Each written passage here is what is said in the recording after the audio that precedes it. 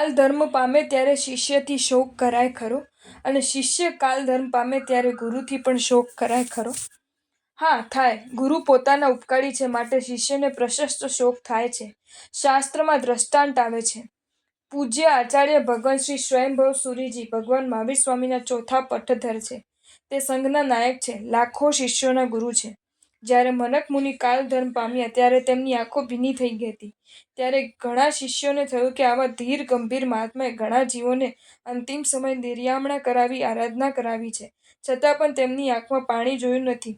માટે તેમને પૂછ્યું કે આપનો આ બાળક જેવો શિષ્ય માત્ર 6 મહિના જ આપની સાથે રહ્યો છે, છતાં પણ શું કામ શોક થયો? ત્યારે જવાબ આપે છે કે શોકના આંસુ નથી, હર્ષના આંસુ છે. અને આ વાક્યનો અર્થ નહીં સમજનારો ઊંધો અર્થ ઘટાવે છે.